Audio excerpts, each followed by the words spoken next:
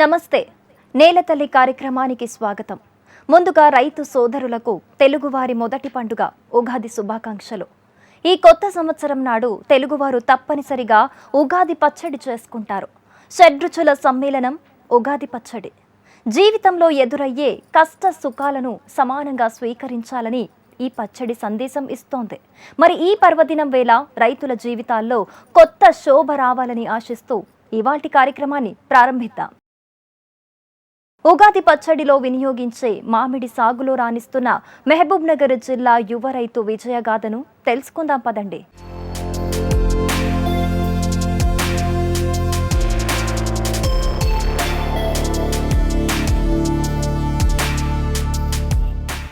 బంగారు నేలలు రాటుదేలిపోతున్నాయి. సిరుల పంటలు పతనమైపోతున్నాయి. సౌభాగ్యవంతమైన సుక్షేత్రాలు నిర్జీవమైపోతున్నాయి. కారణమేమిటి? నేల సహజతత్వం కోల్పోవటమే కదా. నిస్సారమైపోతున్న నేలలకి చికిత్స చేయటానికి, ఫలదాత తగిన మట్టికి జీవం పోయటానికి, పుడమికి శక్తినిచ్చే సేద్యం వైపు నేటితరం అడుగులు వేస్తోంది. సహజ పద్ధతులు అవలంబిస్తూ సాగు గతిని మార్చే ప్రయత్నాలు చేపడుతోంది. పేరు పొందిన బడా ఐటీ కంపెనీలో కొలువును సైతం వీడి ప్రకృతి సేద్యంలో మామిడి పండిస్తున్నాడు యువరైతు రామకృష్ణ. నేటి యువతరానికి స్ఫూర్తిగా నిలుస్తున్నాడు. మామిడి తోటల నడుమ కలియతిరుగుతున్న ఈ యువకుడి పేరు రామకృష్ణ. మహబూబ్నగర్ జిల్లా జడ్చర్ల మండలం నస్రుల్లాబాద్. గతంలో ప్రముఖ ఐటీ కంపెనీ అయిన గూగుల్లో ఉద్యోగం చేశాడు రామకృష్ణ. ప్రతి నెల వేలల్లోనే ఆదాయం వచ్చేది. కానీ అందులో సంతృప్తి లభించలేదు. పర్యావరణంలో కాలుష్యం కారణంగా నిత్యం అనారోగ్య సమస్యలతో సతమతమయ్యేవాడు. దీనికి కారణమేంటని అన్వేషించాడు. ఆహారంలో పోషకాల లోపమేనని గుర్తించాడు. అందుకు రసాయనాల సేద్యమే కారణమని తెలుసుకున్నాడు. దీంతో తీవ్ర ఒత్తిడిల నడుమ ఉద్యోగాన్ని విడిచి సేద్యం వైపు అడుగులు వేశాడు.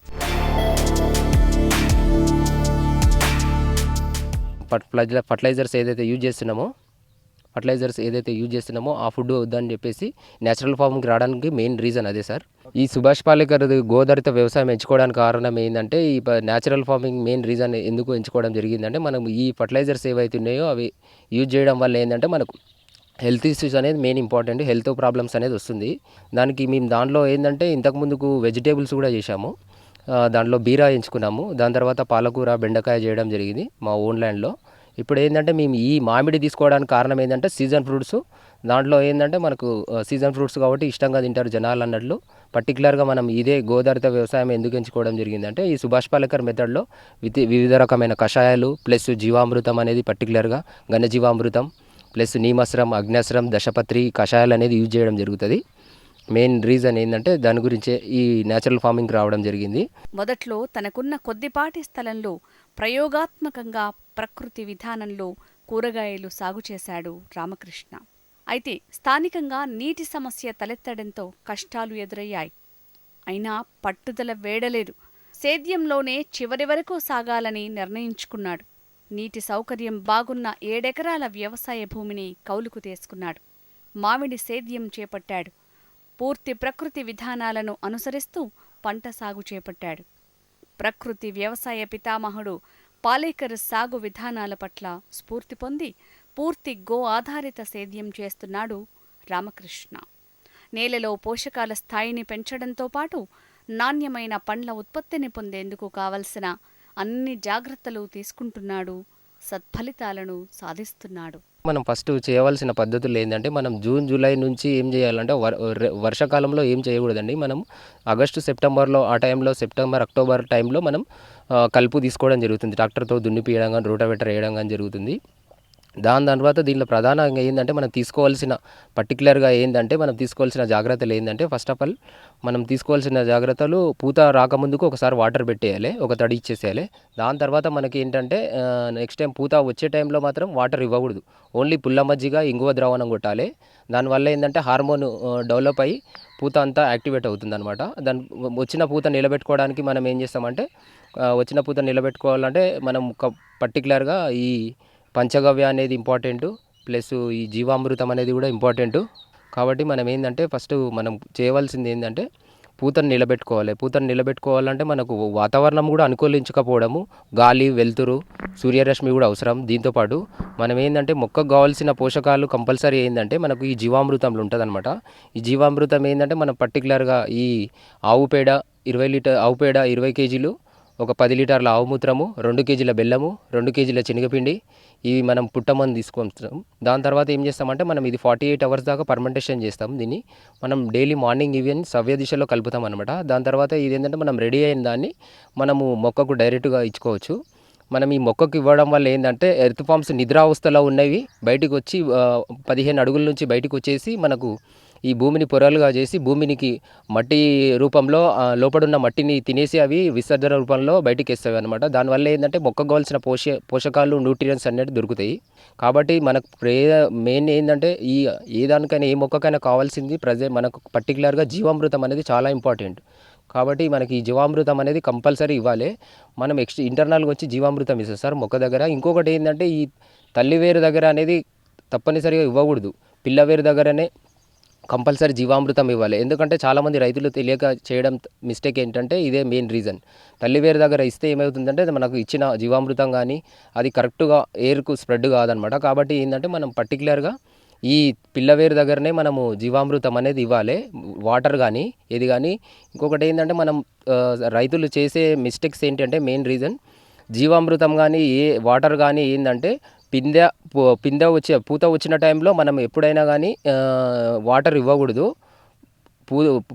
పూత వచ్చిన తర్వాత వాటర్ ఇవ్వకూడదు. పిందె టైంలో మనకు వచ్చేసి వాటర్ ఇవ్వాలి.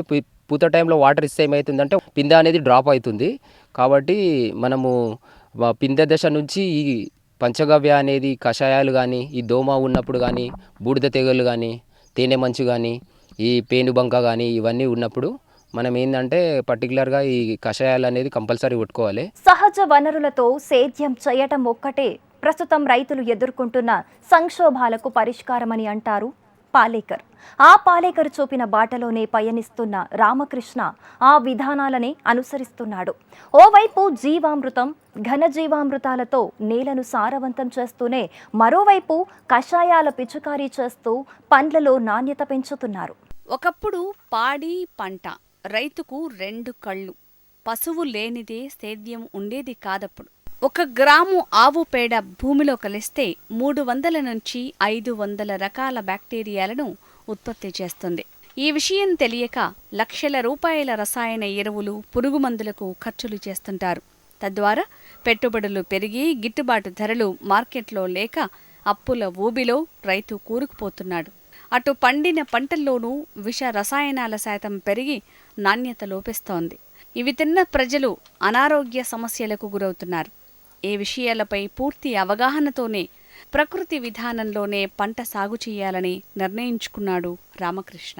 ఈ పంచగవ్య కానీ జీవామృతం కానీ యూజ్ చేయడం వల్ల ఏంటంటే మనకు మెయిన్ సీతకోక చిలుకలు, బటర్ఫ్లైస్ కానీ, లేకపోతే మనకు ఇప్పుడు హనీ బీన్స్ కానీ, లేదంటే తూనిగలు కానీ రావడం జరుగుతుంది. ఇవి రావడం వల్ల ఏంటంటే ఆడ మొగ పూత అనేది పరంపర సంపర్కనం అనేది జరుగుతుంది కంపల్సరీ. దానివల్ల ఏంటంటే మనకు దిగుబడి పెరిగే ఛాయిస్ కూడా ఎక్కువ ఉంటుంది. కాబట్టి ఏంటంటే మనకు మొగపూత అనేది ఫలదీకరణ చెందదు. ఆడపూత ఏదైతే ఉందో అది ఫలదీకరణ చెంది కాయ రూపంలో వస్తుంది మనకు. కాబట్టి ఏంటంటే మనకి ఈ న్యాచురల్ చేయడం ఏంటంటే భూమి మెయిన్ ఏంటంటే సారవంతం అవుతుంది ఫస్ట్ ఆఫ్ ఆల్. దాని తర్వాత ఏంటంటే మనం తిన్న రుచికరమైన నాణ్యతకాయ మార్కెట్లోకి తీసుకురావచ్చు. మళ్ళీ ఏంటంటే తిన్న కస్టమర్ కూడా ఏంటంటే హెల్త్ పరంగా కానీ ఎలాంటి జబ్బులు కానీ ఎలాంటి ప్రాబ్లమ్స్ హెల్త్ ఇష్యూస్ కానీ ఉండవు. కాబట్టి మెయిన్గా ఏంటంటే మనకు భూమి అనేది కాపాడుకోవాలి, ఈ జీవరాశులు అనేది కంప్లీట్గా కాపాడుకోవాలి. మెయిన్ ఏంటంటే ఈ గోధరిత వ్యవసాయం ఎందుకు చేయడానికి రీజన్ కారణం ఏంటంటే ఈ గో సంరక్షణ కూడా కాపాడుకోవాలి మనం.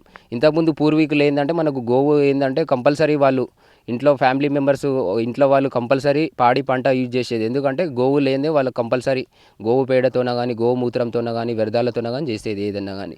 ఇప్పుడు ఏంటంటే గోవును పోషించలేక అది బయటికి అమ్మడం కానీ లేకపోతే వాళ్ళు దానికి మెయింటైన్ చేయలేకపోవడం కానీ అట్లా చేస్తున్నారు. అందరూ ఏం చేస్తున్నారు అంటే పాల కోసమే చూస్తున్నారు, కానీ అది కరెక్ట్ కాదు. ఎందుకంటే మనకు గోమయం నుంచి గో పంచకం నుంచి ఎన్నో ఉన్నాయి, మనకు అద్భుతాలు ఉన్నాయి.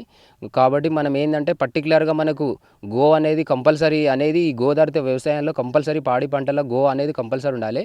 దాంట్లో ఏంటంటే మేము ఈ ఆవులు వచ్చేసి మేము దేవిని అనే ఆవులు తీసుకోవడం జరిగింది కర్ణాటక నుంచి. కర్ణాటక నుంచి దేవిని ఆవులను తీసుకోవడం జరిగింది. దేవిని ఎందుకు ఎంచుకోవడం జరిగింది అంటే మనకు మెయిన్ ఏంటంటే ఇది రీజన్ వచ్చేసి ఇది 45 డిగ్రీస్ ఎండ ఉన్నా కానీ తట్టుకుంటుంది. మెయిన్ ఏంటంటే వీటికి ఎట్లాంటి హెల్త్ ఇష్యూస్ రావన్నమాట.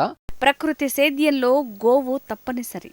అందుకే కర్ణాటక నుంచి దేవిని అనే దేశీ గోవులను కొనుగోలు చేశాడు రామకృష్ణ.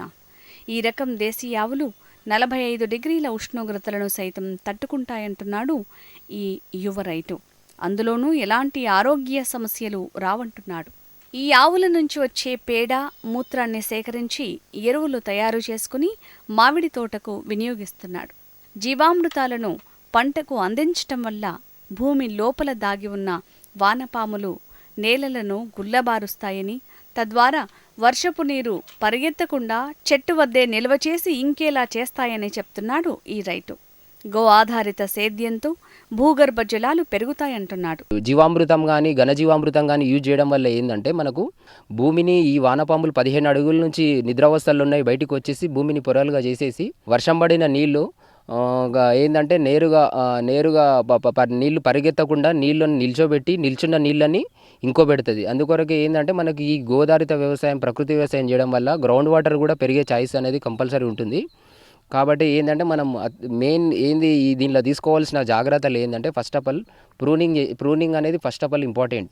ప్రూనింగ్ అనేది ఏంటంటే ఎండిపోయిన కొమ్మలు, ఎండిపోయిన ఆకులు కానీ, ఎండిపోయిన కొమ్మలు కానీ, లేదంటే మనకు ఎక్కడెక్కడైతే లేతే కాకుండా మనకు ఎక్కడెక్కడైతే గుంపురుగా ఉంటుందో చెట్టు మొత్తం ప్రూనింగ్ అనేది first of all important. Pruning చేసేసుకోవాలి. దాని తర్వాత ఎక్కడెక్కడైతే ఎండ వెలుతురు రాదో, ఎండ వచ్చేటట్లు, సూర్యరశ్మి పడేటట్లు మనకు ప్రూనింగ్ మొత్తం చేసేసుకోవాలి. ప్రకృతి విధానంలో చేస్తున్న మామిడి సాగులోనూ కొద్దిపాటి జాగ్రత్తలు తీసుకుంటే నాణ్యమైన కాయ దిగుబడి అందుతోందని రామకృష్ణ చెబుతున్నాడు. ముఖ్యంగా ప్రూనింగ్ చాలా అవసరమంటున్నాడు. సూర్యకిరణాలు తోటపై పడే విధంగా ప్రూనింగ్ చేసుకోవాలంటున్నాడు. అదేవిధంగా సెప్టెంబర్, అక్టోబర్ మాసాల్లో తీసుకోవాల్సిన జాగ్రత్తలేంటో రైతు మాటల్లోనే తెలుసుకుందాం. మామిడి సాగులో ప్రూనింగ్ చాలా అవసరమంటున్నాడు ఈ రైతు. ఎండిన ఆకులు, ఎండిన కొమ్మలను ఎప్పటికప్పుడు తొలగించాలని సూచిస్తున్నాడు. సూర్యకిరణాలు ఎప్పటికప్పుడు తోటపై పడే విధంగా జాగ్రత్తలు తీసుకుంటున్నాడు. జూన్, జూలై, ఆగస్ట్, సెప్టెంబర్ వరకు వర్షాలు పడతాయి. కాబట్టి ఏంటంటే మనకు సెప్టెంబర్, అక్టోబర్ నుంచి మనం చేయవలసిన పద్ధతులు ఏంటంటే ఫస్ట్ ప్రికాషన్స్ మనం తీసుకోవాల్సినవి ఏంటంటే మనం ఏవైతే ఉన్నాయో అడ్వాన్స్గా స్ప్రేలు కొట్టేసుకోవడం.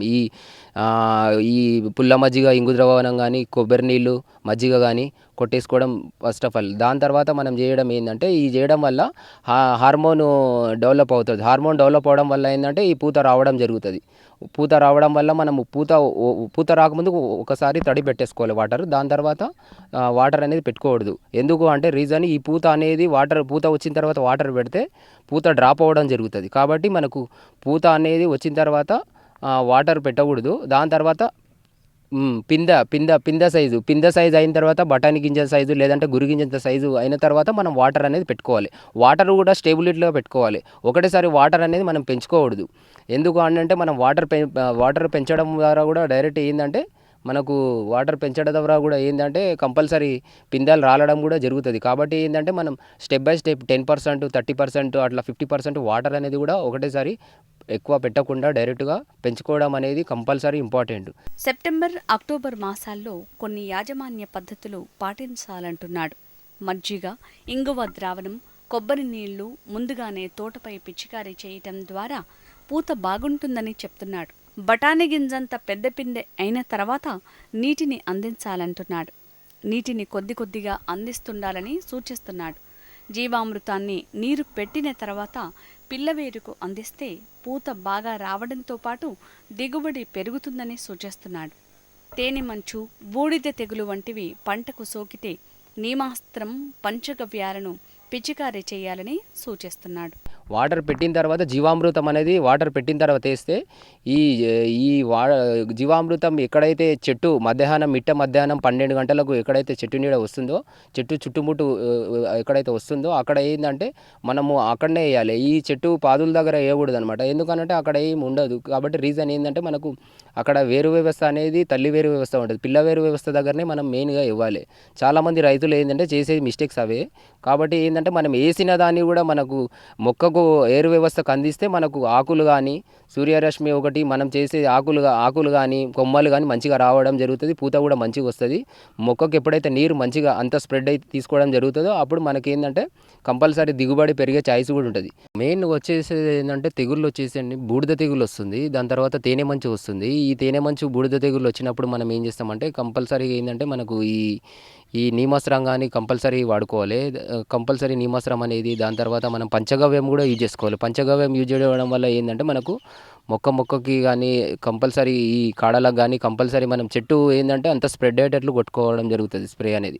కంపల్సరీ మేము ఏంటంటే అందరు రైతులు చేసేది ఏంటంటే ట్రాక్టర్ యూజ్ చేస్తారు, మేము ట్రాక్టర్ యూజ్ చేయట్లేదు. ఎందుకు రీజన్ మెయిన్ ఏంటంటే ట్రాక్టర్ యూజ్ చేయడం వల్ల ఈ చెట్ల మధ్యలోకి వెళ్ళి ట్రాక్టర్ పోవడం వల్ల పూత అనేది కూడా ఎక్కువ డ్రాపింగ్ అవుతుంది, రాలిపోవడం జరుగుతుంది. కాబట్టి ఏంటంటే మేము ఇది హై టెంపరేచర్ స్ప్రే తీసుకోవడం జరిగింది. హై టెంపరేచర్ ఏంటంటే దానికి మేము ఒక 3 బెండల్స్ 50 మీటర్స్ బెండల్స్ పెట్టడం జరిగింది. 600 మీటర్స్ దాకా మేము పైప్స్ పెట్టేసి కొట్టడం జరుగుతుంది 2 మనుషులతోన. కాబట్టి ఇది ఏంటంటే మెయిన్ మనకు బూడిద తెగులు అనేది ఇంపార్టెంట్, మళ్ళీ పేనుబంక కూడా ఇంపార్టెంట్. మళ్ళీ ఈ అనేది కంపల్సరీ మనం చూసుకోవాల్సిన జాగ్రత్తలు ఏంటంటే ఈ పంచగవ్య కానీ ఈ నీమాస్త్రం కానీ కంపల్సరీగా కొట్టాలి. మనము ఇంకొక మెయిన్ తీసుకోవాల్సిన జాగ్రత్తలు ఏంటంటే పిందె రాలిపోతుంది, పిందె రాలే టైంలో కూడా పంచగవ్య అనేది మనం కొట్టాలి, 2-3 దశలుగా కొట్టాలి.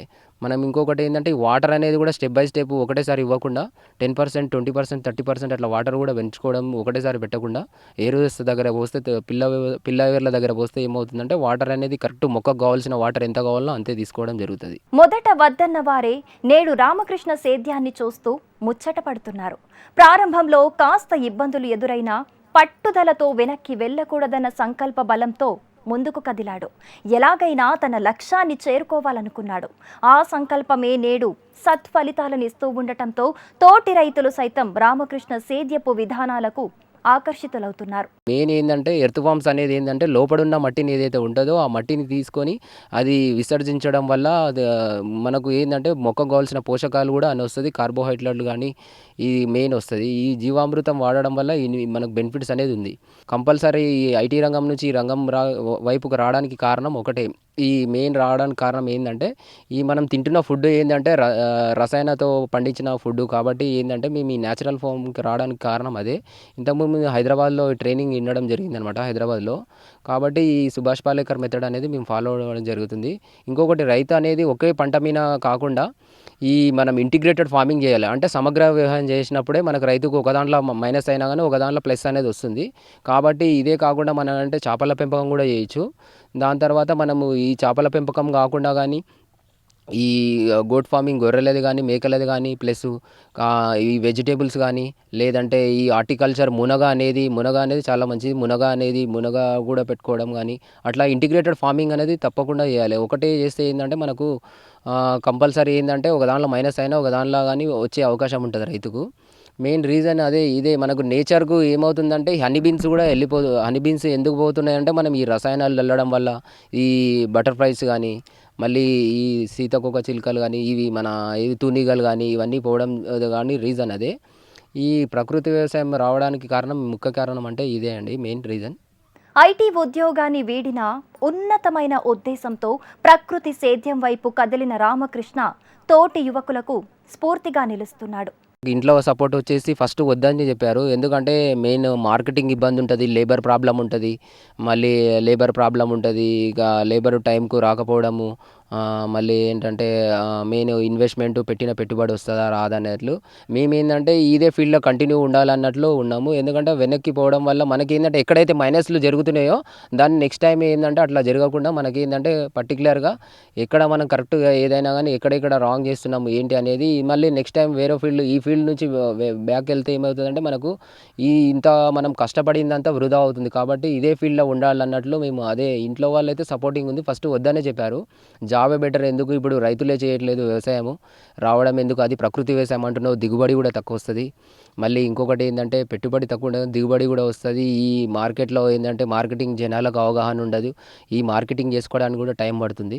కాబట్టి మెయిన్ రీజన్ ఏంటంటే ఇంట్లో వాళ్ళు కూడా ఫస్ట్ వద్దనే చెప్పారు. నేను నా ఫోర్స్ ద్వారా ఏంటంటే సరే నీకు ఇష్టమైన రంగంలోకి వెళ్తానంటున్నావు కదా, ఒకసారి సరే వెళ్ళి చూడని, ప్రాబ్లం ఏం లేదని చెప్పి వాళ్ళని రిక్వెస్ట్ చేయడం జరిగింది. ఒక విద్యార్థి దశ నుంచి మంచిగా ఇంజనీరింగ్ చదివికూడకంగా ఎంటెక్ చేసి కూడకంగా ఇక్కడ వచ్చి మహబూబ్నగర్కి వెళ్ళి వచ్చి ఇక్కడ ఈసారి ఇంత చిన్న ఏజ్లా వ్యవసాయం అంటేనే దండుగానే అందరు ఎంతోమంది కష్టపడుతున్న కూడకంగా రైతే రాదంటున్నారు, కానీ ఇక్కడ కూడా రైతుకి ఏం మిగిలేదు. అయినా కూడకంగా శ్రద్ధతోన పట్టుదలతోన ఇక్కడ వచ్చి వ్యవసాయ నసరుల్లాబాద్ ఇక్కడ లీజుకు తీసుకొని నసరుల్లాబాద్లోనే లీజుకు తీసుకొని చేస్తున్నాడు.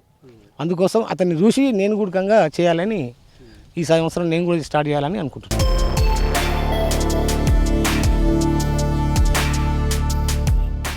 ఈ రోజు ప్రసారమైన కార్యక్రమంతో పాటు సాగుదారులకు ఉపయోగపడే సేద్య సమాచారం, అభ్యుదయ రైతుల అనుభవాల కోసం HMTV అగ్రి యూట్యూబ్ ఛానల్ని సబ్స్క్రైబ్ చేసుకోండి. ఇది ఇవాల్టి నేలతల్లి కార్యక్రమం. నమస్తే.